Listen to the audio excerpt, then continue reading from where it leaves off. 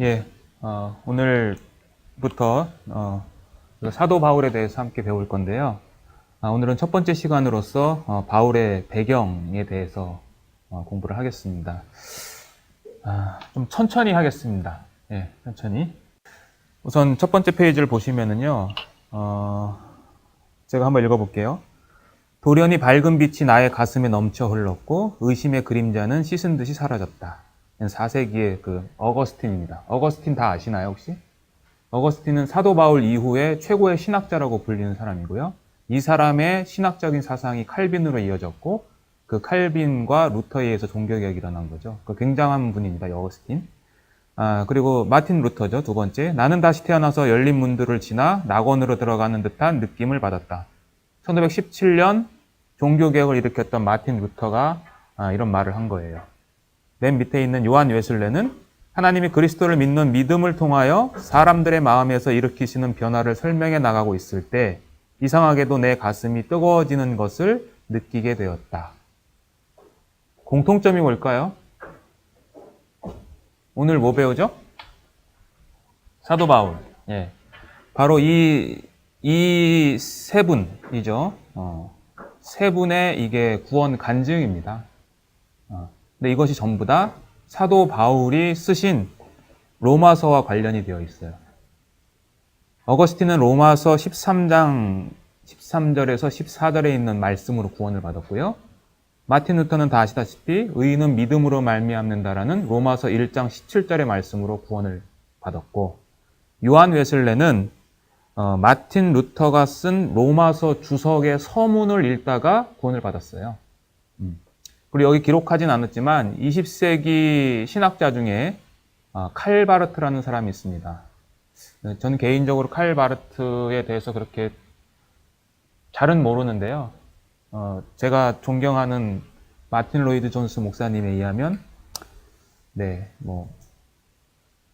표현이 좀 그렇지만은 좀 문제는 좀 있다라고 그렇게 얘기를 하셨는데, 어쨌든 그 자유주의 신학이라고 들어보셨나요? 자유주의 신학이 19세기부터 20세기 초반까지 등장을 했는데요. 그 자유주의 신학자들을 이 칼바르트가 쓴 그 로마서 주석에 의해서 그 신학을 깨버렸습니다. 그래서 신학자들의 놀이터에 떨어진 폭탄이라고 그 칼바르트의 로마서 주석이 굉장한 주석이었습니다. 그래서 이 세 분이 전부 다 사도 바울이 쓴 그 로마서와 관련이 되어 있다라는 거죠. 아마 여기서 구원받으신 분들 중에서도 바울이 쓴 서신 중에서 구원을 받으신 분들이 아마 있으실 거라고 믿습니다. 그래서 사도 바울이요. 2세기의 외경입니다. 바울과 테크라 행전이라는 외경인데요. 거기에 이렇게 묘사를 하고 있어요, 바울을. 키는 작고 머리는 대머리이며 다리는 안창다리이고 풍채는 고상하다.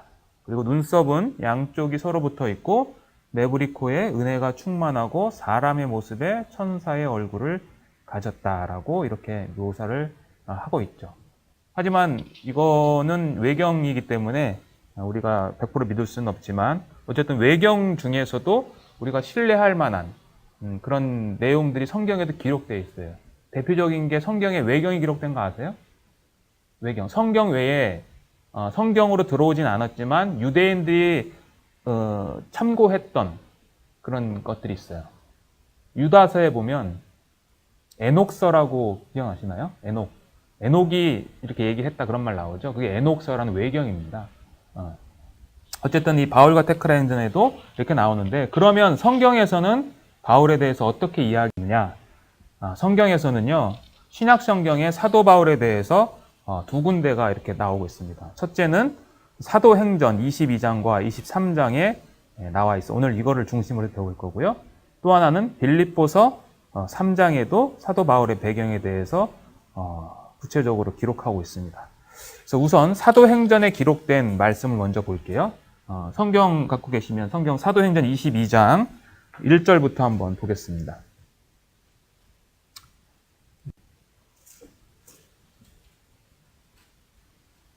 사도행전 22장 1절부터 5절까지인데요. 제가 천천히 봉독해 드리겠습니다. 부형들아, 내가 지금 너희 앞에서 변명하는 말을 들으라 하더라. 저희가 그 히브리 방언으로 말함을 듣고 더욱 종용한지라.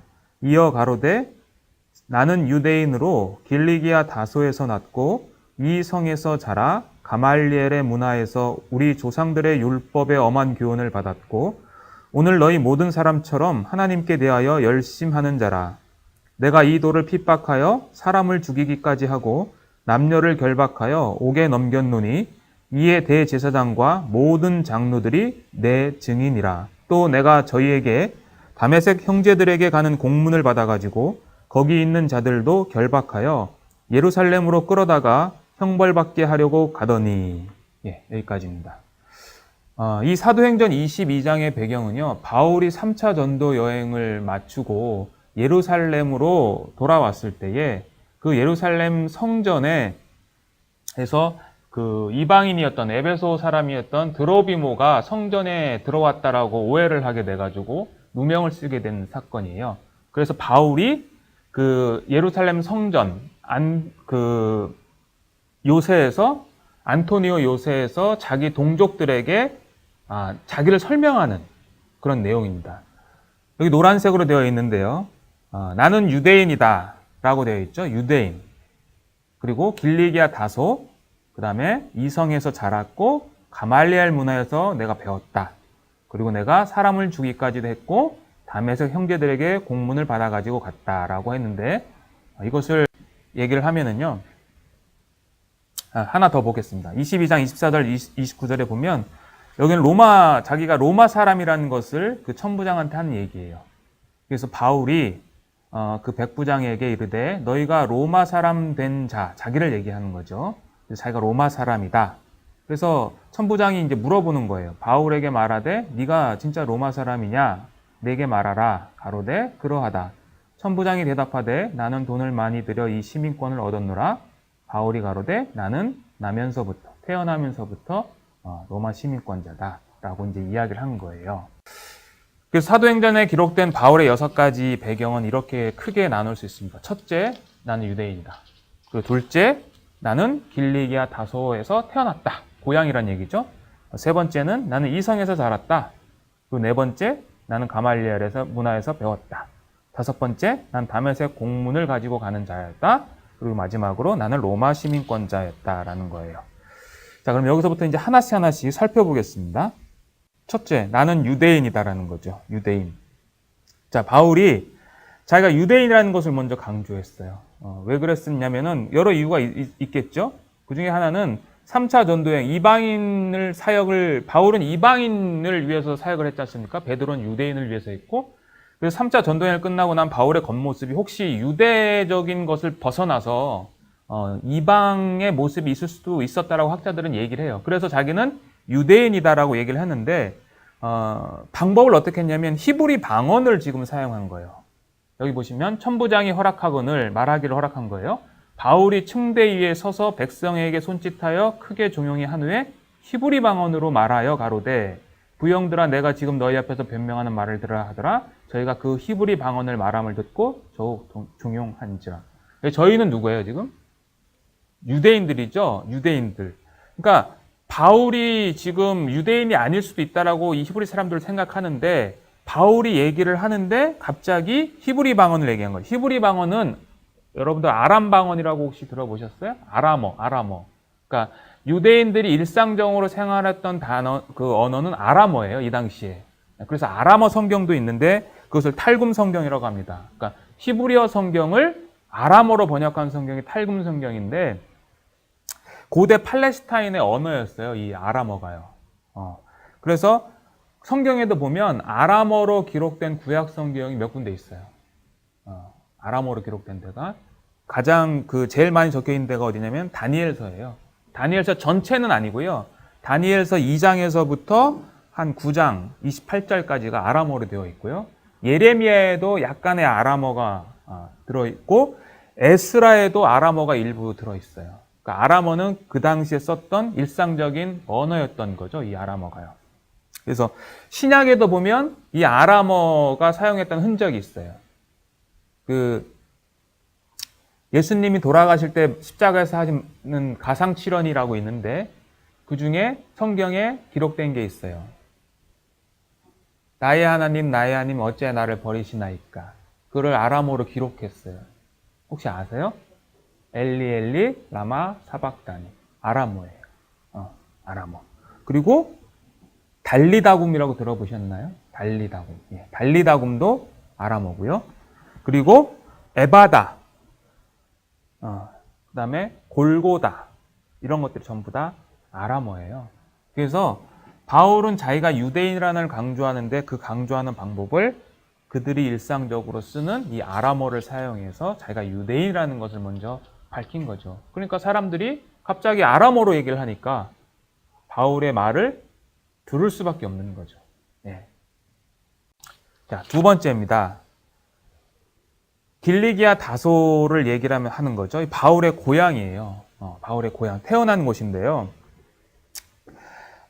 사도 바울이 그 자기 고향을 이야기하는데 이 길리기아 수도는 그 당시에 길리기아 지방의 수도가 타르소스, 다소예요, 다소. 그러니까 로마의 행정구역이 있거든요. 그 중에 길리기아 지방이라는 곳의 수도가 다소였던 거죠. 이 다소는 행정과 상업의 중심지였고 또 교육도시였어요. 그리고 유명한 게 실리키움이라고 하는 이 특산품이 있는데요. 하나씩 설명해 드릴게요. 사도행전 21장 39절 한번 보시겠어요? 사도행전 21장 39절. 바로 그 뒷구절인데요. 바울이 이제 자기가 이렇게 얘기를 하는 거예요. 39절에 바울이 가로되 나는 유대인이라 소읍이 아닌 길리기아 다소성의 시민이니. 여기 바울이 길리기아 다소라는 것을 이야기하면서 이 다소가 어떤 지역이라고 했냐면 소읍이 아니다. 소읍이 뭐예요? 예, 작은 도시가 아니다라는 거죠. 작은 도시가. 지금 다소는 많이 이제 쇠락을 했지만 지금 다소가 인구가 한 8만 명 정도 된다고 합니다. 근데 학자들에 의하면 이 당시 바울이 살았을 그 1세기 당시에 인구가 몇만 명이냐면 50만 명이었던 거예요. 그러니까 굉장히 발달됐던 거죠. 그러니까 바울이 말한 여긴 작은 도시가 아니라는 것이 그런 것들로 증명이 되는 거고요. 그 다음에 이 소읍이 아니다라는 이 표현은 그 당시 헬라의 극작가 유리피데스라는 사람이 있었는데 그 사람이 쓴 것으로 이것은 지식층만 아는 상용구예요. 그러니까 바울이 자기가 많이 배웠다라는 것을 사실 은근히 나타내는 표현인 거죠. 그래서 이 길리기아 다소는 행정과 상업 중심지였고요. 교육 도시였는데요. 로마 시대 또 헬라 시대부터 이 교육이 유명한 데가 두 군데가 있습니다. 하나는 아테네가 있고요. 그 다음에 하나는 이집트의 알렉산드리아가 있어요. 그 두 도시를 능가하는 교육 도시가 어디냐면은 바로 이 다소였고요. 이 다소에서 스토아 학파의 철학자들이 많이 나와요. 그래서 바울 사상에도 보면 이 헬라 철학이 영향을 준 흔적들이 여러 군데 있는데요. 몇 군데 좀 볼게요. 사도행전 있으니까 사도행전 17장 한번 가보시겠어요?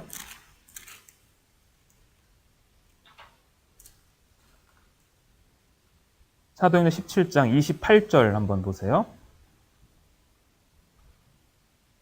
우리가 그를 힘입어 살며 기동하며 있느니라. 너희 시인 중에도 어떤 사람들의 말과 같이 우리가 그의 소생이라 하니. 여기 보시면 너희 시인 중에서 너희가 이런 말을 했다라는 거죠. 신의 소생이다. 이 너희 시인이 누구냐면은 바로 아라투스라고 하는 철학자예요. 지금 이 사도행전 17장은 어디서 지금 바울이 연설하는 거죠? 아테네에 있는 아레오바고에서 연설하는 거죠. 누구를 상대로? 에피크로스와 스토이고 학파들을 향해서. 그러니까 그들이 잘 아는 철학자의 말을 끌어들여서 변증을 써서 지금 하나님을 증거하는 거예요. 네. 한 군데만 더 보겠습니다. 디도서.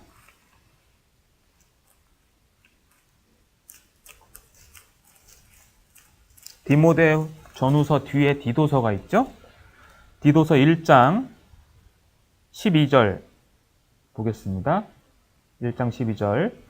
그레데인 중에 어떤 선지자가 말하되 그레데인들은 항상 거짓말장이며 악한 짐승이며 배만 위하는 게으름장이라 하니. 여기도 크레타 섬이죠. 그레데인들 중에 어떤 선지자, 바로 이 선지자가 에피메니데스라는 철학자예요. 그러니까 바울은 이러한 그 사상에 헬라의 그런 영향들이 있는데 그게 바로 고향 다소에서의 영향을 많이 받은 거죠. 물론 나중에 가말리엘한테도 많은 영향을 받지만은요. 그래서 바울은 헬라어를 할 줄 알았던 거죠.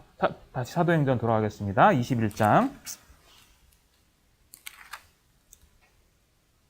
사도행전 21장 38절 한번 보세요. 아까 읽었죠? 38절에 37절부터 보겠습니다.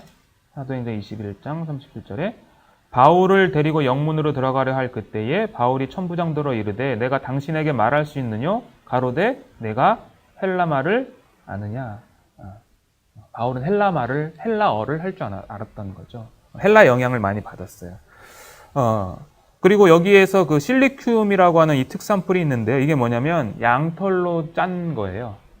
양털로 짠 특산품인데 이 실리큐움이 주로 어디에 썼냐면 천막을 제조하는 그 원재료로 이 실리큐움이 사용이 됐고 이 다소가 그 특산물이 유명한 지역이었습니다. 바로 이 천막 제조업 때문에 바울의 로마 시민권과 연관이 있는 거죠. 바울의 직업이 뭔지는 다 아시죠? 네, 바울의 직업. 사도행전 18장 한번 보세요. 3절.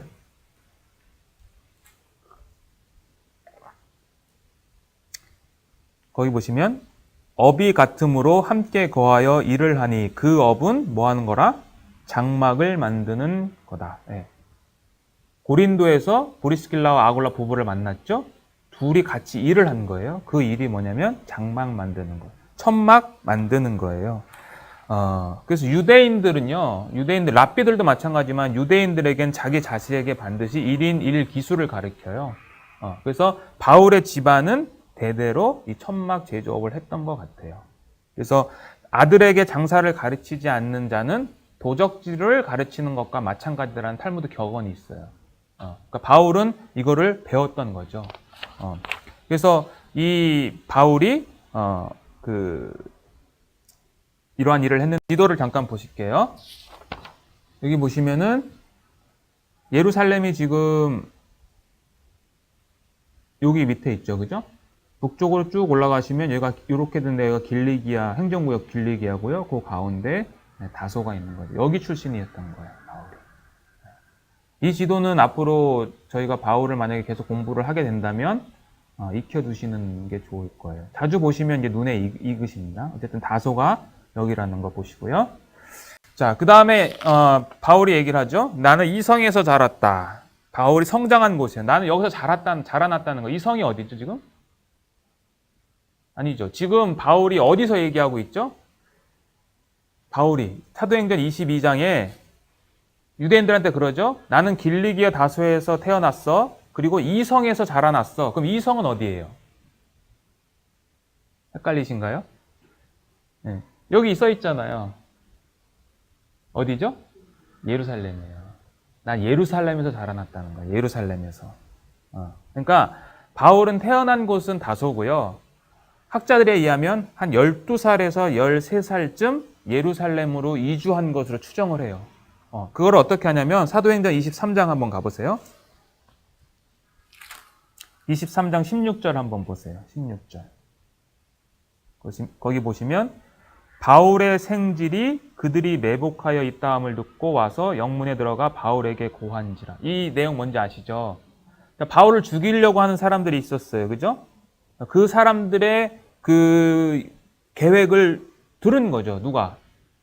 바울의 생질. 생질이 뭐예요? 조카죠. 그러면 바울의 누나가 예루살렘에 살았다는 거죠. 예.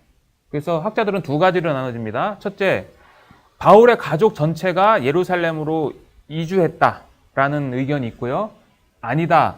누나가 먼저 시집을 가서 예루살렘에 살고 있었고 바울은 그 예루살렘에 있는 누나의 집에서 동거했다. 이렇게 두 가지로 나눠지는데 어쨌든 바울은 12세부터 13세에 예루살렘으로 와서 자라나기 시작한 거죠. 그래서 그 그것은 뭐냐?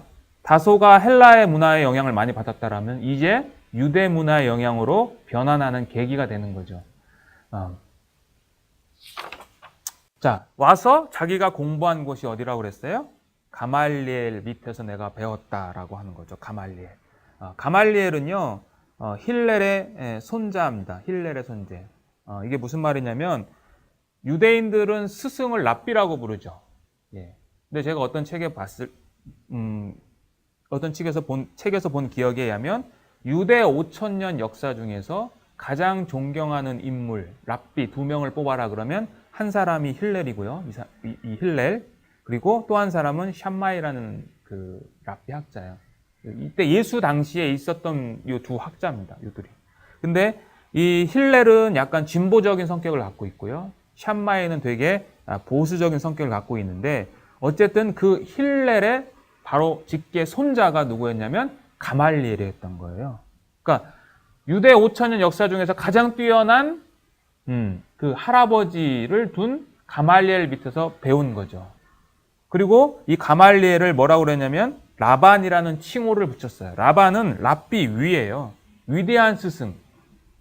그래서 유대인들이 여태까지 라반이라고 부른 사람은 딱 7명밖에 없어요. 7명. 그러니까 그 중에 하나인 거예요.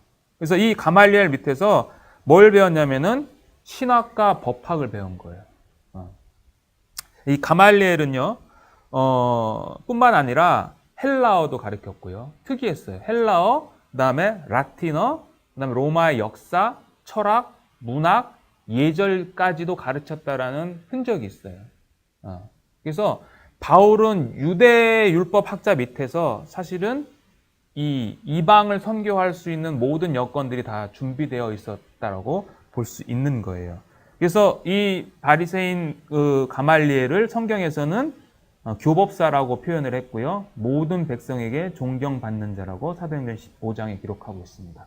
그리고 미시나라는 그 유대 책에도 보면 특별한 장로 라반 가말리엘이 죽었을 때 토라의 영광이 멈췄고 순결과 금식도 없어졌다라고 굉장한 칭호죠, 이게. 예, 그래서 그만큼 되게 유명한 사람이었던 거죠. 그리고 이 가말리엘은 사내들인 공회의 의장이었는데요. 가말리엘의 문화가 요거 말씀드리기 전에 가말리엘의 그 문화에서 배웠다. 내가 가말리엘의 제자라는 의미는요. 그냥 가말리엘한테 배웠다 그런 의미는 아니에요. 여기서 말하는 거는요. 유대인들은 무슨 얘기냐면 유대인들은 교육이 있어요. 교육. 유대인들 특별한 교육이 있어요. 어렸을 때부터 탈무드와 구약 성경을 가르쳐요. 그런데 그 유대의 교육을 4가지로 단계별로 나누면은요. 베이트 셰퍼라고 해서 6살부터 13살까지 공부하는 게 있어요. 6살부터 13살까지. 이때는 뭘 하냐면은 토라가 뭔지 아시나요? 모세 오경을 토라라고 그래요. 그 모세 오경을 암송합니다. 13살까지. 그게 졸업을 할 수 있느냐 못하냐의 관건이에요. 근데 여기서 그 랍비한테 배워서 그 암송을 하고 해서 합격을 하면 그 다음 단계로 넘어가고요. 여기서 합격이 안 되잖아요. 그러면 자기 가업을 이으러 가는 거예요. 가업을. 예, 집에 가는 거죠. 그러니까 베드로나 요한 같은 사람들이 바로 이런 케이스인 거죠. 그러니까 그들이 무식한 건 아니에요. 그러니까 왜냐하면 사도행전에도 보면 바울이 전도할 때 구약성경 시편 같은 거를 인용을 하잖아요. 그죠? 네. 그러니까 완전히 우리가 생각하는 무식한 어부는 아니에요. 어쨌든 그 다음 단계는 베이트 탈무드라고 그래서 14살부터 15살 때까지 또 배워요. 요때에는 뭘 하냐면 구약성경 전체를 암송을 해야 돼요. 마찬가지로 여기서 탈락하면 그 사람은 이제 집에 가는 거예요. 가업을 이으러 가는 거고요. 그 다음에 베이트 미드라시라고 그래가지고 이거는 17세 이상부터는 이제 배워요. 근데 배우는데 그 랍비들도 구약 성경에 대한 해석이 조금씩 차이가 있거든요. 그 차이 나는 그 선생님을 찾아서 내가 가는 거예요. 그래서 랍비의 제자가 되기 위해서 이제 자원을 해요. 내가 선생님의 제자가 되고 싶습니다. 그러면 여러 가지 시험을 거쳐요. 그래서 이 사람은 내 제자가 이제 마음에 들어. 제가 만약에 김영현 선생님을 제자로 삼는다. 그러면 제자로 삼을게라고 이렇게 표현을 안 하고요. 그때 표현하는 방법이 나를 따라오너라. 그러니까 예수님이 제자들 부를 때 뭐라고 그랬어요? 나를 따라오너라. 그게 관용구였던 거예요. 네. 그래서 여기서도 이제 만약에 떨어진 사람은 집에 가는 거예요.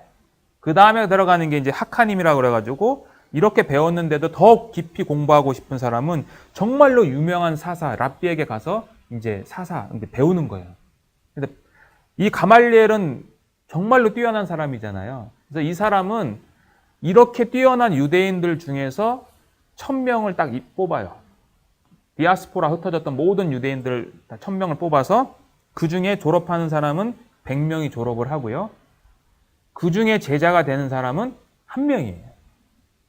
그러니까 바울이 내가 가말리엘 제자라고 하는 거는 어떤 의미인지 이제 아시겠죠? 예.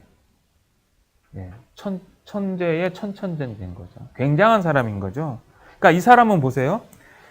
이방의 모든 것들, 그죠? 언어부터 시작하지 교육, 또 유대의 모든 교육을 완전히 토탈한 완벽한 사람인 거죠. 그러니까 유대인을 만나면 구약 성경을 가지고 전도를 하는 거고 아람어로, 이방인을 만나면 헬라어로 그들의 철학을 들거나 해서 어쨌든 복음을 전하는 거죠. 그러니까 바울은 대단한 사람인 거예요. 그리고 이 가말리엘을 산헤드린 공회의 의장이었는데요. 산헤드린 공회라는 것은 유대인의 최고 의결 기관이었는데요. 당시에는 5개의 산헤드린과 1개의 대산헤드린이 있었어요. 5개는 유대 예루살렘 전체 지역에 흩어져 있었고요. 가장 최고 의결권을 가진 것이 바로 예루살렘에 있었는데 이 가말리엘은 산헤드린 공회의 의장이긴 했는데 대산헤드린의 의장은 아니었고요. 이 5개의 산헤드린 중에 의장이었던 거예요. 근데 이 의장은 재판장임과 동시에 대법관의 의미를 갖고 있어요. 왜냐하면 재판을 여기서 했거든요. 그래서 어쨌든 대산헤드린 같은 경우는 총 71명으로 구성되어 있어요. 총 71명. 그래서 70명이 공회원이고요. 1명이 의장이에요. 그래서 제사장 24명, 그 다음에 장로 24명, 그 다음에 서기관 22명, 그게 70명이에요. 그리고 1명이 의장인데요. 그 의장은 주로 누가 맡았냐면은 대제사장이 맡았어요. 그래서 성경 한 군데 한번 볼게요. 마가복음 15장 한번 보세요. 마가복음 15장. 이런 표현이 여러 군데가 있는데요. 한 군데만 찾아보는 겁니다. 마가복음 15장. 1절 한번 보세요. 예수님 재판하는 장면인데요. 1절에 한번 보세요. 새벽에 대제사장들이 즉시 장로들과 서기관들 곧 온 뭘로 더불어? 예, 그렇죠. 예, 공회의 구성원들인 거예요, 여기. 예. 이런 표현들이 있습니다. 그래서 산헤드린 공회의 의장이었어요. 산헤드린 공회원이 되는 자격이 있습니다. 자격. 아무나 안 되고요. 자격이 있는데 나이 제한이 있어요. 30세 이상이 돼야 돼요. 30세 이상. 그리고 결혼한 남자여야 돼요. 바울은 산헤드린 공회원이었어요. 나중에 이때 배우시겠지만. 그러면 바울은 최소 30세가 됐고 결혼을 했겠죠. 네. 성경에는 결혼을 했다라는 얘기는 없어요. 뭐 독신이었다라는 사람들도 있는데 학자들은 바울이 결혼을 했다라는 것에 무게를 많이 두고 있고요. 그 이유 중에 하나가 고린도전서의 7장에 보면 그 부부간의 이야기를 하는데 결혼하지 않으면 알 수 없는 단어들을 많이 사용을 했어요. 그래서 학자들은 어떻게 얘기하냐면 바울이 예수님을 믿고 회심한 이후에 그 아내가 버리고 떠났다라고 얘기를 해요. 어쨌든 이렇게 해서 바울은 가말리엘의 제자였다는 거죠. 그 다음에 다메섹 공문을 가져가는 거죠. 이 공문이라는 것은 산헤드린 공회원으로서 활동을 했다는 얘기인데요. 성경은 지금 따로 찾지 않고 보시면 22장 3절에 보면 사람을 죽이기까지 하고 남녀를 결박하여 옥에 넘겼다. 그 7장 58절에는 증인들이 옷을 벗어서 사울이라 하는 청년의 발 앞에 두었다. 사도행전 26장에는 권세를 얻었다. 그리고 내가 죽일 때에 내가 가편 투표했다. 여기 지금 사도행전 7장 58절은 누구 이야기죠? 이게 지금? 이 배경이.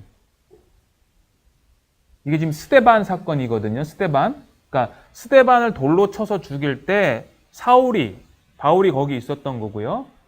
그때에 그 증인들이 옷을 벗어서 청년의 발 앞에 두었다라는 거예요. 근데 이거는 바울이 그냥 옷걸이 역할을 했다는 게 아니에요.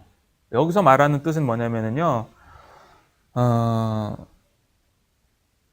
당시 법정이, 대사내들인 법정이 어디 있었냐면 아까 말씀드린 것처럼 예루살렘 성전 안에 있었어요. 그리고 이 처형 장소는 성 밖에 있었어요. 그런데 만약에 이 처형 장소에서 이 죄인을 지금 죽이는데 만약에 무죄가 밝혀졌어요. 법정 안에서. 그러면 이 사람 못 죽이게 해야 되잖아요. 그죠? 그러면 이때 당시는 통신이 발달이 안 됐기 때문에 예루살렘 성전에 한 명이 서 있고요. 그 다음에 중간에 한 명이 서 있고요. 처형 장소에 한 명이 서 있는 거예요. 그래서 예루살렘 성전에서 옷을 흔들어요. 그러면 이 재판을 중지하라는 의미예요. 마찬가지로 처형 장소에서 만약에 무죄를 밝히거나 재판에 문제가 있으면 여기서 옷을 흔들으면 예루살렘 성전으로 가는 거예요. 그러니까 처형권을 갖고 있었던 거예요, 사도 바울이. 그러니까 사내들인 공회원으로서 검사의 역할을 하고 있었던 거죠. 참고로 이 당시 신성모독, 지금 스데반은 신성모독죄로 죽였거든요. 신성모독을 죽일 수 있는 4종류의 사형 판결이 있었는데 첫 번째가 바로 돌로 쳐 죽이는 거 있고요. 그 다음에 교수형도 있었고요. 화형도 있었어요. 근데 어쨌든 스데반은 돌로 쳐서 죽였던 거죠. 그래서 성경에 보면 사내들인 공회원이 나와요.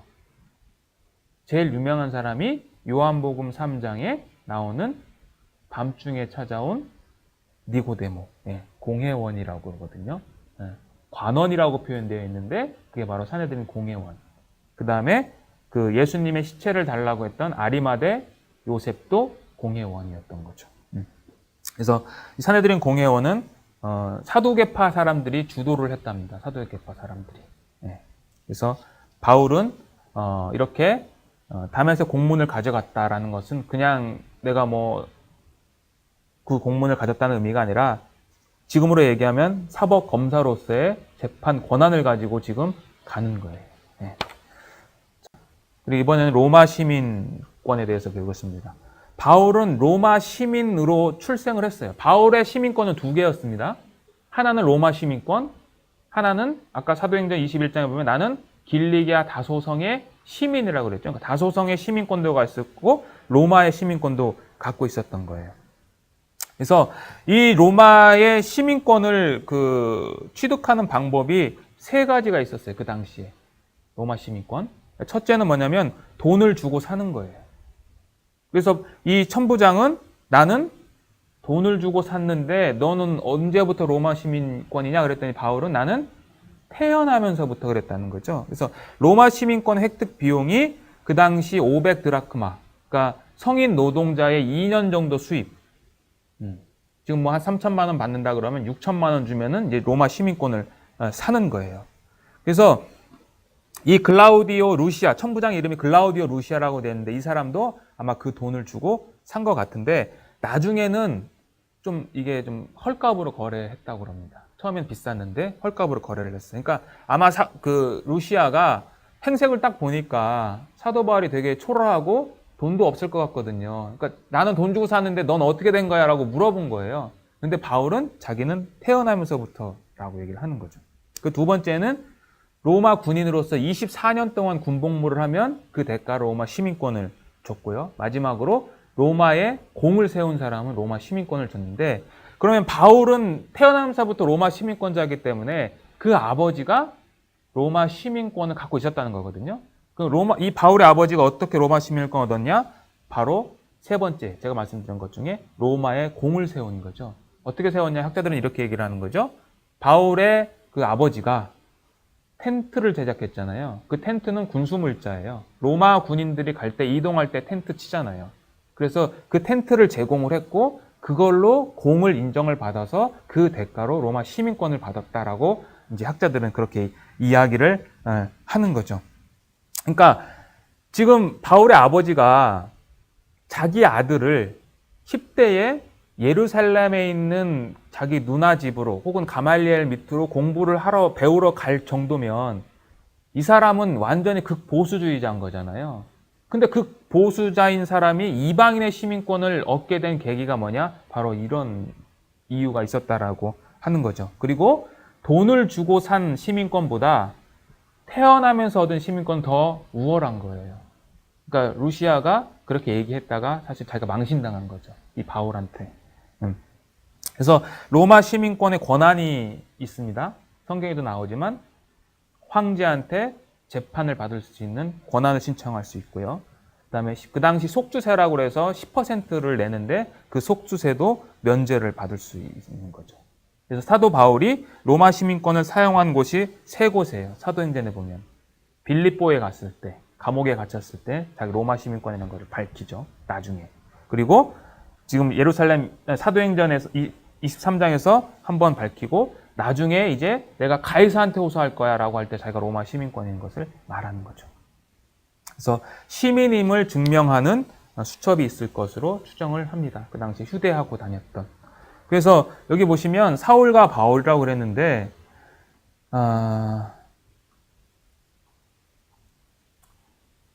사람들은 보통 바울이 구원받기 전에 사울이었고 구원받은 이후에 바울로 바꿨다. 바울이란 뜻이 작은 자거든요.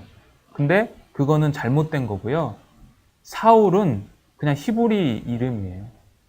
사울이라는 뜻은 작다라는 뜻이 아니라 사울은 히브리어로 샤알이라는 동사에서 왔는데요. 이 샤알이라는 동사는 간청하는 또는 구하여진 뭐 이런 의미를 갖고 있어요. 그러니까 사울은 히브리식 이름, 바울은 로마 시민권자이기 때문에 로마식 이름이에요. 그러니까 사도행전에 처음에는 사울이라고 표현했다가 바울로 바뀌잖아요. 그 이유는 바울이 이제 이방인으로 전도하러 가는 거잖아요. 그러니까 이방인들에게 잘 맞는 로마식 이름을 그냥 쓴 거예요. 그러니까 사울이 바울로 바뀌었다라는 것은 그 잘못된 성경 지식입니다.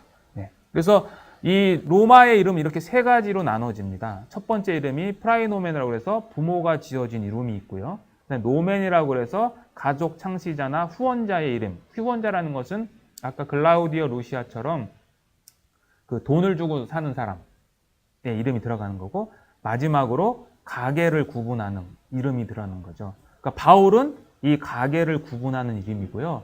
이 부모가 지어진 이름은 모르는 거예요. 그러니까 지금 여기도 제가 써놨는데 이게 시저거든요. 카이사르, 가이우스, 줄리우스, 케사르, 시저. 그러니까 시저가 이 가문을 말하는 이름이에요. 그래서 원래 이 시저가 가문을 나타내는 이름인데 이것이 나중에 로마 황제의 칭호가 그냥 되는 거거든요. 시저라고 하는데 가이사르, 케사르라고 이제 얘기를 하는 거죠. 그러니까 바울은 요거예요. 그러니까 바울은 집에서 부른 이름 뭔지 모르는 거죠. 그러니까 뭐 예를 들어서 존 F 케네디 아시죠? 그럼 존이 바로 부모가 지어준 이름인 거예요. 존. 그 케네디 가문인 거죠. 성. 그런 거죠. 그러니까 바울은 그냥 가계를 구분하는 이름인 거예요. 그래서 그렇게 아시면 되고요. 그래서 사도행전에 기록된 이 바울의 배경은 6가지로 나눠집니다. 그리고 이제 두 번째로 빌립보서에 있는 배경을 배우도록 하겠습니다. 빌립보서 3장 가시겠습니다.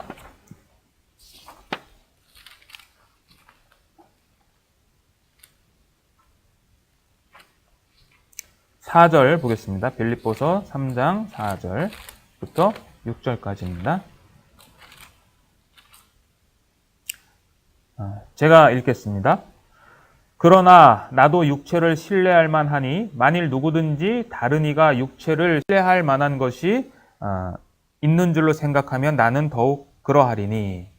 5절 내가 8일 만에 할례를 받고 이스라엘 족속이요 베냐민의 지파요 히브리인 중에 히브리인이요 율법으로는 바리새인이요 열심으로는 교회를 핍박하고 율법의 의로는 흠이 없는 자다.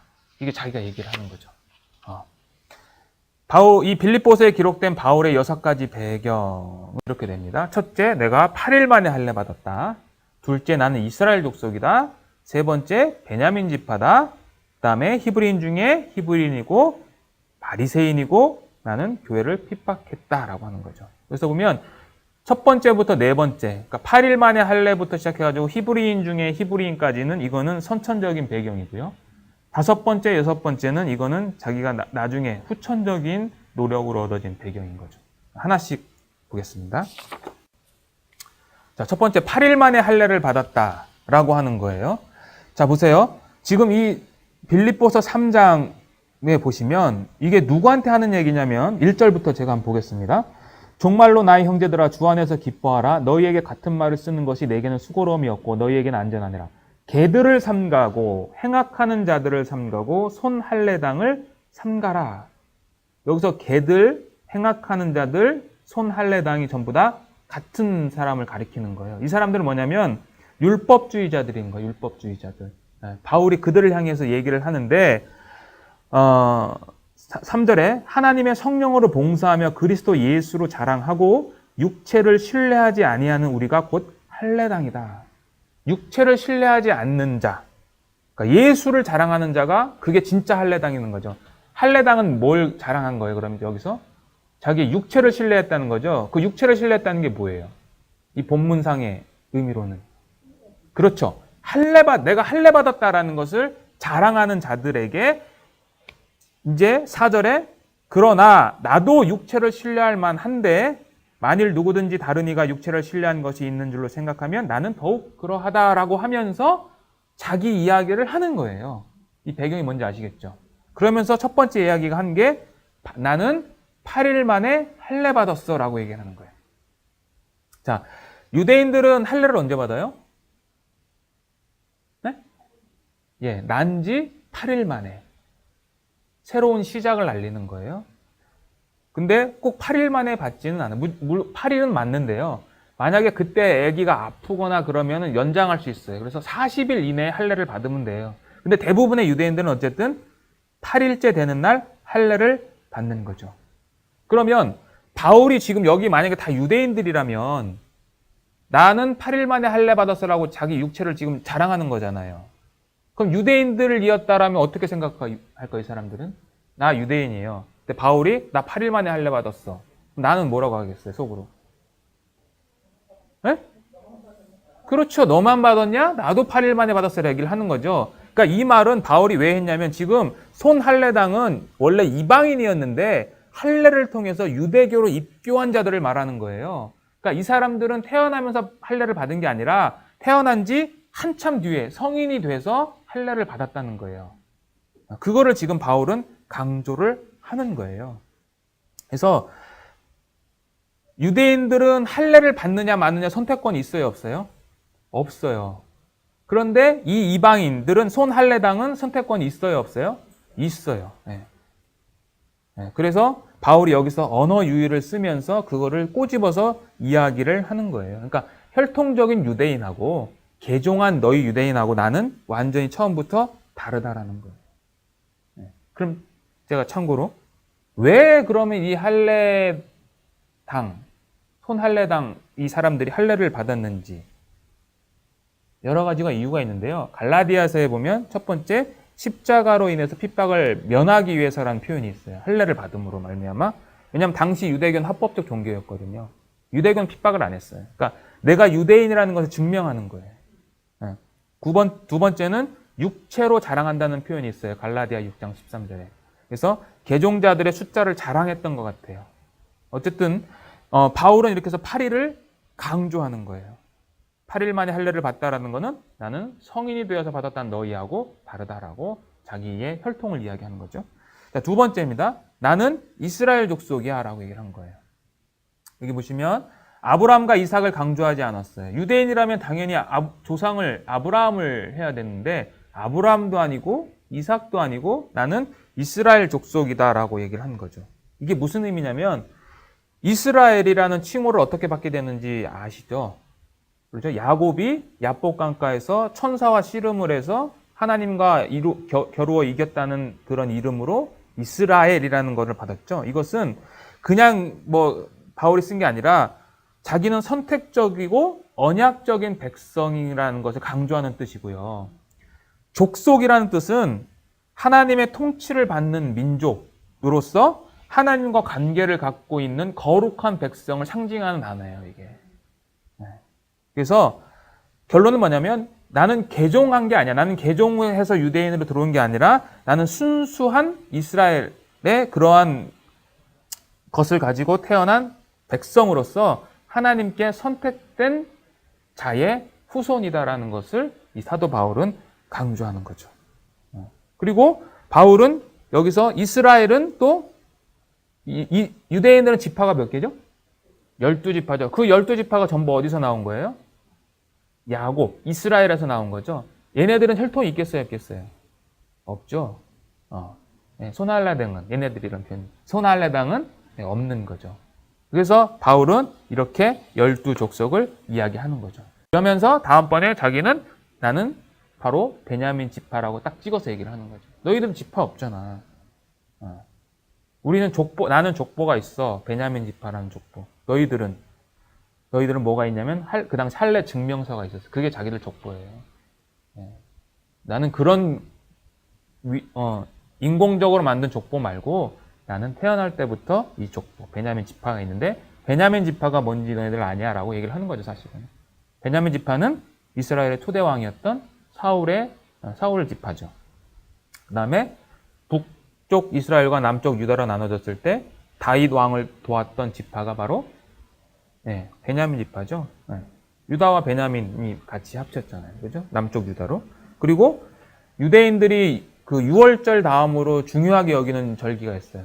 유대 민족 전체가 구원을 받게 되는 절기가 있어요. 오순절이요? 구약 성경에. 하만에 의해서 죽을 뻔했는데 모르드게와 에스더로 말미암아 유대 민족 전체가 구원을 받게 되죠. 그죠? 그 에스더서에 나오잖아요. 그게 불임절이에요. 그 모르드게와 에스더가 무슨 지파냐? 바로 베냐민 지파인 거예요. 베냐민 지파. 그리고 이스라엘의 12아들 중에서 예루살렘, 약속의 땅에서 태어난 사람은 베냐민 지파예요. 라헬이 오면서 나요.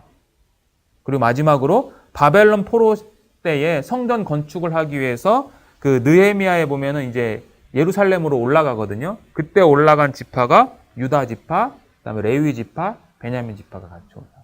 그러니까 이런 의미를 갖고 있어요. 베냐민 지파라는 겁니다. 그다음에 히브리인 중에 히브리인이다. 이거는 뭐냐면 헬레니즘 영향과의 관계가 있는 건데요. 아까 제가 말씀드렸죠. 히브리 사람들은 무슨 어를 썼다? 아람어를 썼다라는 거죠. 바울은 벌써 앞에 자기가 이스라엘 족속이라고 얘기를 했잖아요. 그죠? 근데 여기 히브리인을 강조한다는 것은 그게 무슨 얘기냐면 흩어진 유대인들 있잖아요. 디아스포라 유대인, 특히 1세대 중에서 흩어졌지만 그 언어를 아람어로 쓰고 그다음에 그들은 흩어졌지만 성전에 못 모이니까 어디에 모였죠? 회당에 모였죠. 회당에 모여서 예배를 드리잖아요. 그죠? 정기적으로 회당에 참석하면서 그 회당에서 예배를 드리는데 그 예배를 드릴 때도 아람어로 예배를 드리는 자들을 이 당시에 히브리인이라고 불렀어요. 그러니까 나는 아람어라는 그 언어를 쓰고 있는, 그러니까 인종을 강조한 게 아니고 여기는 나는 헬레니즘의 영향을 받지 않았다라는 것을 강조하는 거예요, 사도 바울이. 그래서 이 바울이 히브리인 중에 히브리라는 말이 그런 거죠. 근데 이제 유대인들 중에서도 헬라의 영향을 받은 사람들이 있었어요. 그 사람들을 성경에는 뭐라고 불렀냐면 헬라파 유대인. 사도행전 7장에 분쟁이 일어난 이유가 뭐예요? 히브리파 유대인들하고 헬라파 유대인들이 이 공계의 문제가 형평성이 어긋나서 그것이 문제가 돼서 사도들이 7집사를 뽑게 된 계기가 바로 히브리파 유대인들과 헬라파 유대인들. 그래서 70인역이라고 하는 성경이 있는데요. 70인역. LXX라고. 그게 히브리어 성경을 헬라어로 번역한 성경이에요. 그래서 그는 헬라화된 유대인들이 주로 사용을 했는데 사도 바울은 헬라화된 이 70인역 성경을 인용을 했어요. 예수님도 70인역을 했고요. 자, 어쨌든 히브리인 중에 히브리인이라는 것은 이거고요. 그 다음에 율법으로는 바리새인이다. 사도행전 23장 한번 잠깐 보겠습니다. 사도행전 23장.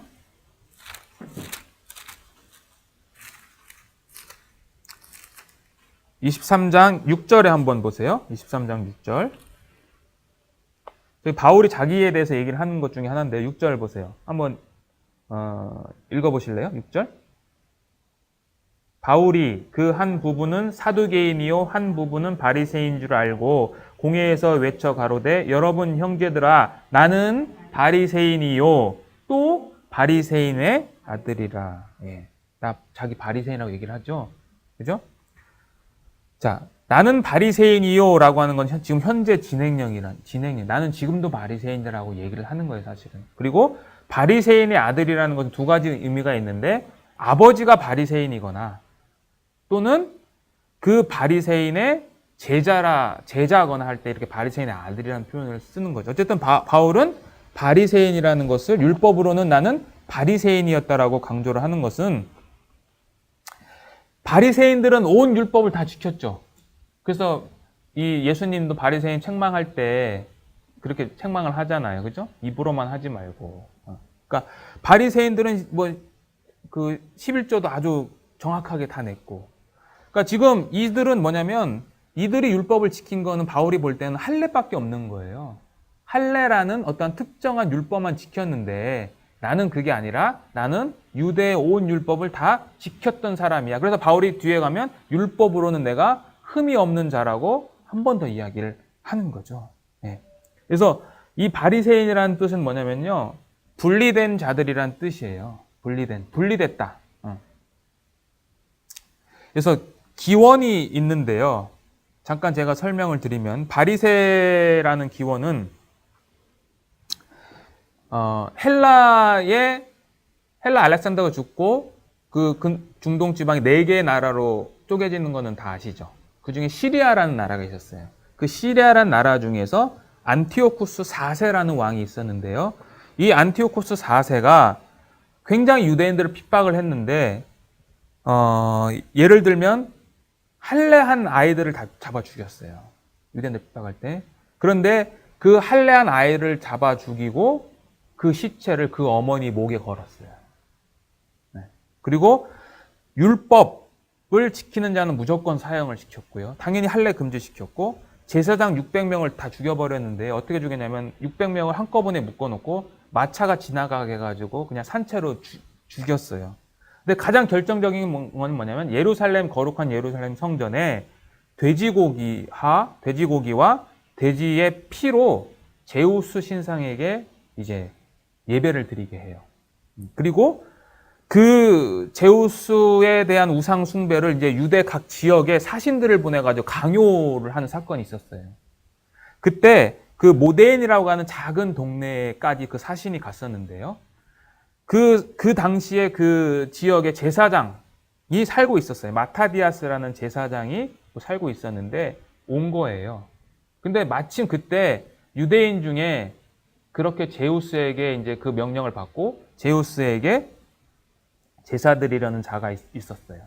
그 사람을 그 자리에서 죽여버리고 거기 온 사신들도 다 죽이면서 이제 혁명을 일으켰어요. 투쟁을 하기 시작했어요. 그래서 이 마타디아스가 자기 아들 5명과 함께 이제 봉기를 시작을 했는데요. 마타디아스는 이제 죽게 되고 세 번째 아들이 유다라는 아들이 있었는데 그 유다가 게릴라 전법을 해가지고 이제 전쟁에 승리를 많이 했어요. 그래서 유다의 별명이 뭐냐면 마카비예요. 마카비라는 뜻이 뭐냐면 망치거든요. 그러니까 망치는 이렇게 때렸다 높였다 하잖아요. 그런 것처럼 게릴라전은 치고 빠지고 해가지고 마카비라는 그런 별명을 받게 됐는데 그래서 이 마카비에 의해서 승리를 해가지고 BC 164년에 예루살렘을 성전을 빼앗아요. 빼앗고 거기 있는 그 제우스 신상을 다 밀어내고 성전을 청결시켜요. 그것이 하누카라고 그래가지고 수전절, 요한복음 10장에 보면 수전절이 나와요. 그게 바로 이 하누카, 이 사건을 기리는 그 이야기예요. 요한복음 10장의 배경이. 그래서 이 유다의 유다 마카비에 의해서 성전 청결이 돼가지고 혁명에 성공을 합니다. 그래가지고 하스몬 왕조를 세워요. 한 100년 동안. 그런데 이들이 처음에 이렇게 봉기를 시작할 때 BC 2세기 당시 하시딤이라고 이야기하는 경건한 사람들이 있었어요. 그 사람들이 경건한 자들이니까 그 시리아의 안티오코스와 항쟁을 할 때 같이 협력을 해준 거예요. 그런데 이 하스몬 왕조가 타락을 하게 됩니다. 그 다섯째 아들이 대제사장을 자기가 이제 등극을 해요. 아론의 계열이 아닌데도. 근데 백성들은 그걸 인정을 합니다. 왜? 시리아의 안티코스를 몰아내줬기 때문에 인정을 하는데, 어쨌든 정치와 종교를 이제 하나로 묶고 권력을 잡음으로 말미암아 점점 타락하게 되는데, 그건 좀 이따 설명해 드릴게요. 그래서 이 하시딤에 있는 사람들이 전부 다 하스몬 왕조하고 분리해요. 그 사람들이 바리새예요. 그래서 분리된 자들이라고 갖고 있는 거예요. 그래서 바울 당시에 한 6천 명 정도의 이 바리새인들이 있었어요. 그래서 대중의 지지를 많이 받았어요. 이와는 반대로 사두개파 사람들도 있었는데, 사두개파는 그 사독 제사장 아시죠? 사독. 그 사독의 후손들의 귀족들이에요. 그러니까 바리새인은 평민의 지지, 사두개파들은 그 권력층이나 귀족들에게 지지를 받았던 그런 자들인 거죠. 자, 그래서 어쨌든 바울은 자기가 바리새인이라고 이렇게 하는데요. 이거는 하스몬 왕조의 계보입니다. 그래서 마타디아스가 있고요. 이게 5번째 아들입니다. 그래서 처음에 유다가 대장 역할을 했고, 유다가 죽고 나서 그 다음에 2번째 이제 요나단이 대장 역할을 했어요. 그리고 이 요나단이 바로 자기를 대제사장으로 승격했던 사람이에요. 내가. 그리고 요나단이 죽고 나서 이제 둘째 형이었던 이 시몬이 이제 장권을 잡게 되는데요. 이 시몬 때부터는 굉장히 좀 평화의 시대가 흘러요. 그리고 이 하스몬 왕조의 그 연도 표시를 시몬 1년이라는 표현부터 시작을 해요. 그래서 왕이라는 표현은 하진 않는데요. 어쨌든 이때부터 왕조가 시작된 거예요. 조금 더 얘기를 말씀드리면, 이 시몬이 죽고 나서 요한 힐카누스가 이제 지배를 하게 되는데요. 이때는 유대식 이름이고요. 이 밑에는 헬라식 이름으로 바뀌어요. 이 밑에는. 그러니까 점점 이게 타락한다는 증거죠. 세속화가 된다는 거죠. 이 힐카누스가 승계를 했는데요. 이 힐카누스는 가장 많은 영토를 점령을 했는데, 그 중에 어디까지 영토를 점령했냐면, 성경에 이두메라고 혹시 아시나요? 이두메? 이 예루살렘 남쪽에 보면 이두메, 그러니까 에돔을 이두메라고 불렀거든요. 그 에돔 땅까지 이 요한 힐카누스가 이제 지배를 하는데, 이 요한 힐카누스가 잘못한 게 뭐냐면, 점령한 지역을요, 유대화 시켰어요. 그래서 강제로 할례를 행해요. 그래서 유대인으로 인정을 해줬어요. 근데 이게 사실은 문제가 됐어요. 이때 할례 받은 사람들 중에 누가 있었냐면, 예수님 태어났을 때 예수님을 죽이려고 했던 헤롯, 대왕 있죠. 대헤롯. 그 대헤롯의 아버지 안티파터가 이 요한 힐카누스가 그 할례 명령에 의해서 할례를 받고, 그때부터 이제 유대를 지배할 수 있는 어떤 계기가 되는 사건이 사실은 되는 거거든요. 그래서 이 힐카누스가 죽고 나서 이렇게 아리스토블루스, 안티고누스, 알렉산더, 안네우스 이렇게 나눠지는데, 이 아리스토블루스가 이제 왕위를 이어봤습니다. 굉장히 폭군이었어요. 그래서 자기 동생이었던 안티고누스도 죽입니다. 그리고 막내 얀네우스도 사실은 감옥에 이제 투옥을 시키고 나중에 이제 죽게 되는데요. 제가 여기서 말씀드리고 싶은 거는 뭐냐면, 이 계보 중에 쭉 밑으로 내려가시면 이 마리암네라는 이 딸이 있었는데요. 이 마리암네가 누가 되냐면 헤롯 대왕의 아내가 됩니다. 그러니까 요한 힐카누스에 의해서 이 헤롯 대왕의 아버지가 유대인으로 되는 개종 유대인 거죠. 유대교로 들어오는 계기가 되고, 끝에 가서는 이 딸이 헤롯 대왕의 아내가 되면서 나중에 유대를 누가 통치하게 되냐면 이 헤롯 가문이 통치하게 되는 거잖아요. 이게 하스몬 왕조에서 바뀌는 거예요. 그러니까 이 헤롯 대왕의 아버지였던 안티파터가 되게 똑똑한 사람이었어요. 그래서 이 사람이 이 하스몬 왕가에 들어갔고 로마를 등에 업고 이 하스몬 왕자를 뒤엎고 자기의 가문이 그 왕으로 만들 수 있는 기틀을 마련했던 사람인 거예요. 이건 나중에 제가 또 한번 설명을 해드릴게요. 그리고 이제 바울은 자기가 교회의 핍박자라고 얘기하는 거죠. 열심으로는 내가 교회를 핍박했다라고 하는 거죠. 이거는 뭐냐면 나는 할례로 만족하지 않았다라는 거예요. 단지 나는 율법을 완전히 행했는데 바울이 왜 교회를 이렇게 핍박했냐라는 이유가 있어요. 갈라디아서 1장 14절 한번 보겠습니다. 갈라디아서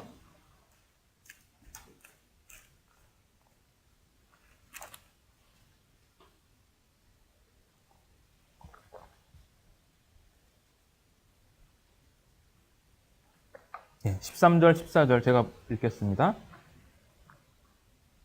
내가 이전에 유대교에 있을 때에 행한 일을 너희가 들었거니와 하나님의 교회를 심히 핍박하여 잔해하고 내가 내 동족 중 여러 연갑자보다 유대교를 지나치게 믿어 내 조상의 유전에 대하여 더욱 열심히 있었다라고 얘기를 하는 거죠. 그러니까 바울이 이렇게 얘기를 하는 거죠.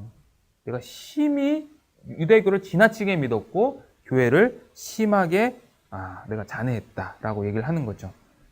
그러면 바울이 왜 이렇게 기독교를 핍박을 한 이유가 있을 거잖아요. 그죠? 그 이유는 바울의 성격의 문제가 아니라 바울이 유대교를 지나치게 믿었다라는 그 말 안에 포인트가 있는데 바울은 유대의 신학에 아주 정통한 사람인 거죠. 그러니까 유대 신학에 볼 때 예수는 메시아가 될 수가 없어요. 유대. 네. 왜냐하면 신명기 21장 한번 보겠습니다.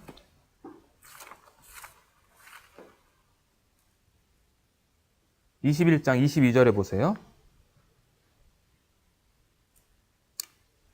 신명기 율법이죠. 신명기 율법에 21장 22절에 제가 읽겠습니다. 사람이 만일 죽을 죄를 범함으로 내가 그를 죽여 나무 위에 달거든 그 시체를 나무 위에 밤새도록 두지 말고 당일에 장사하여 내 하나님 여호와께 내게 기업으로 주시는 땅을 더럽히지 말라. 같이 읽겠습니다. 나무에 달린 자는 하나님께 저주를 받았음이니라. 바로 이것 때문에 그런 거죠. 자, 예수는 메시아잖아요. 메시아. 유대인들은 메시아를 믿죠. 그죠? 메시아가 올 거라고. 근데 그 메시아는 하나님의 율법하고 정반대의 사람이면 안 되는 거죠. 그런데 하나님의 율법은 뭐라고 그랬냐면 나무에 달린 자는 메시아가 아니라 오히려 거꾸로 저주받은 자라고 분명히 기록되어 있는데 예수가 나무에 달려 죽었잖아요. 십자가에. 근데 저자가 어떻게 메시아가 되냐는 거예요. 이 신학적인 문제가 안 풀린 거죠. 사도 바울은. 그러니까 십자가에 달린 메시아라는 용어 자체가 이게 말이 안 되는 거예요. 나무에 달린 메시아. 이것 자체가 언어 도단인 거죠. 언어 모순인 거죠. 그래서 이거는 예수가 죄가 있어서 죽었냐 아니면 죄가 없어서 죽었냐라는 것은 유대인들에게는 의미 없는 거예요. 죄가 있건 없건 중요한 게 아니라 그 자가 어떻게 지금 죽었냐는 거예요. 그러니까 나무에 달려 죽었다는 것은 하나님께 저주받은 거죠. 그러니까 유대인들이 이 사두개 그 대제사장들하고 이제 공회원들이 죽이잖아, 예수님을. 그러니까 예수를 죽여야 되는데 자기네 율법으로 죽일 수도 있어요. 왜? 신성 모독한 사람은 돌로 쳐서 죽일 수 있거든요. 스데반처럼. 그렇게 안 죽인 거예요. 예. 왜냐하면 예수를 따랐던 많은 대중들이 있었거든요. 그러니까 예수를 죽일 때 곰곰이 생각해 보니까 자기 힘으로 하지도 않고 로마의 힘을 빌어서 나무에 달아 죽이면 자기는 피 하나 안 흘리고 예수를 추종하는 모든 사람들을 다 해산시킬 수 있었던 거죠. 왜? 나무에 달린 자니까. 그러니까 이 사람들도 율법을 아는 거죠. 네. 그래서 그렇게 했는데 바울도 그것 때문에 기독교를 핍박한 거예요. 근데 유대교를 가말리엘 문화 밑에서 배웠으니까 얼마나 철저하게 배웠겠어요. 이걸 몰랐겠어요, 바울이? 그러니까 바울은 어떻게 해서든지 이 기독교를 핍박하려고 한 거죠. 왜? 메시아가 아니니까. 네. 그런데 이 갈라디아서에 보면 그 문제가 이제 풀리는 거죠. 갈라디아서 3장 가보겠습니다. 12절.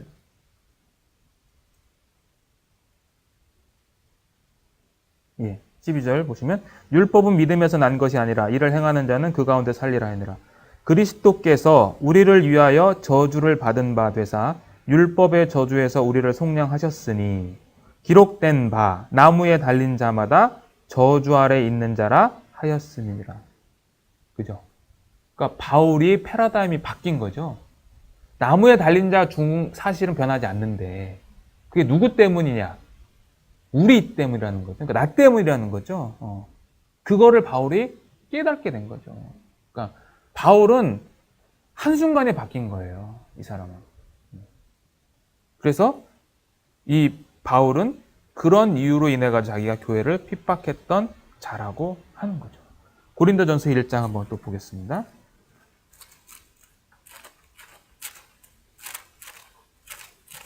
1장 23절이에요. 고린도전서 1장 23절. 제가 읽겠습니다. 22절부터 제가 보겠습니다. 유대인은 표적을 구하고 헬라인은 지혜를 찾으나 우리는 십자가에 못 박힌 그리스도를 전하니 유대인에게는 꺼리끼는 것이요 이방인에게는 미련한 것이로되 오직 부르심을 입은 자들에게는 유대인이나 헬라인이나 그리스도는 하나님의 능력이요 하나님의 지혜니라. 보세요. 우리는 십자가에 못 박힌 그리스도, 언어 도단인 거죠 이거. 십자가에 못 박힌 메시아를 전하는데 그게 유대인에게는 꺼리끼는 거예요. 왜요? 아까 그 신명기서 때문에 꺼려지는 거예요. 메시아가 아닌 거죠. 그 다음에 헬라인들에게는 미련한 거예요. 이방인에게는. 왜냐하면 이 당시에 헬라 사람들은 신은 절대로 이 하찮은 육체를 입지 않는다라는 사상을 갖고 있어요. 그러니까 신이 왜 인간의 육신을 입고 와? 라고 했던 거죠. 그러니까 이방인들에게는 굉장히 미련한 거예요, 이게. 어쨌든 이 바울은 유대인들에겐 꺼려지고 이방인에게 미련한 이것을 전하는데 이게 바로 하나님의 지혜라고 바울은 이야기하는 거죠. 사도 바울. 그래서 바울은 다시 빌립보서 가보겠습니다. 3장 다시 보겠습니다. 7절 볼게요. 자, 자기가 다 이렇게 얘기를 했어요. 7절에 자, 그러나 무엇이든지 내게 유익하던 것을 내가 그리스도를 위하여 다 해로 여길 뿐더러 또한 모든 것을 해로 여김은 내 주 그리스도 예수를 아는 지식이 가장 고상함을 인함이라. 내가 그를 위하여 모든 것을 잃어버리고 배설물로 여김은 내가 그리스도를 얻고 그 안에서 발견되려 함이니. 자, 보세요. 바울이 내가 이런 거 다 갖고 있어. 그죠? 아까 우리가 사도행전 배웠던 그런 배경들. 그 다음에 바울의 모든 가문의 배경, 또 공부도 많이 했고, 돈도 많았어요, 바울은. 아버지가 돈이 굉장히, 그러니까 예루살렘 유학을 시키는 거예요. 그리고 뛰어난 천재예요. 그러니까 하나도 부러울 것이 없는 거예요, 이 세상에. 그런데 바울이 보니까 내가 유익하던 것이라고 그러잖아요. 이거 유익한 거예요. 근데 이거를 다 해로 여겼다는 거죠. 배설물 같이 여겼다는 거죠. 똥으로 여겼다는 거죠. 자, 그런데 여기서 중요한 표현이 있어요. 내가 그를 위하여 모든 것을 잃어버리고, 이렇게 돼 있죠. 잃어버리고. 이 잃어버리다는 것이 그냥 내가 예수 때문에 잃어버렸다 그런 의미가 아니고요. 여기서 잃어버리고라는 이 의미는요, 헬라어 에제이오덴이라는 단어인데요. 이게 무슨 뜻이냐면 손익계산서 상의 손해를 가리키는 상업용어예요. 그러니까 바울은 나 이거 잃어버렸으니까 나 잃어버린 거야 그렇게 한 게 아니라 따져본 거예요. 내가 갖고 있는 이 모든 백그라운드, 이 세상적인 백그라운드, 그리고 지금은 눈에 보이지 않지만 그리스도를 위한 영광의 그런 것들, 손익계산서를 따져보니까 가치를 비교할 수가 없는 거예요. 그래서 바울은 스스로 그렇게 선택을 한 거죠. 그러니까 우리도 그냥 예수를 믿는다는 게 그냥 구원 받았으니까 예배드리고 오늘 하루 성경 읽자 그게 아니고 곰곰이 따져보는 거죠, 이게. 제가 지난번에 왔을 때 말씀드렸잖아요. 예수가 진짜 하나님의 아들이고 그분이 나를 위해서 죽었다는 게 사실이고 그것이 믿어졌으면 내가 이렇게 살 수 있겠냐는 거죠. 곰곰이 생각해 보시면 살 수 없거든요. 근데 그것이 우리에겐 명확하지가 않은 거죠. 명확하더라도 시간이 흐름에 따라서 흐려지는 거죠. 근데 바울은 자기의 삶을 그렇게 안 사는 거죠. 그래서 자기를 쳐서 복종시키는 거죠. 사도 바울도 자기도. 그래서 저희들도 그런 게 필요한 거죠. 자, 여기까지 이제 배경에 대해서 배웠고 사진 좀 보겠습니다. 거의 다 끝났어요. 이 다소에 있는 그 바울의 집인데요. 그 바울의 생가를 지금 복원을 하고 있는데 그 안내판이에요. 여기 보시면 이 바울의 집입니다. 여기가 살던 집인데 이게 뭐 여기 끝에 있는 게 이게 우물이에요. 우물. 그래서 지금 바울의 생가를 복원을 이렇게 하고 있고요. 이렇게 우물이 있고 지금도 이렇게 우물에서 물이 나온답니다. 마실 수는 없어요. 오염이 돼서. 그리고 이건 바울 생가 옆에 있는 고대 로마 도로입니다. 이걸 지금 복원을 하고 있었던 거죠. 그리고 이게 사내들인입니다. 여기서 35명 양쪽으로 해서 70명 이렇게 공회원들이 있고요. 여기 죄수가 있고 여기 재판장, 대제사장이 있습니다. 여기서 재판을 받는 겁니다. 사도 바울도 여기서 재판을 받은 거예요. 이게 예루살렘 성전인데요. 이쪽 그 안토니오 요새가 이쪽에 있는데요. 여기에 사내들인 공회원이 있었어요. 이건 제가 나중에 할 때 더 자세하게 말씀을 드릴게요.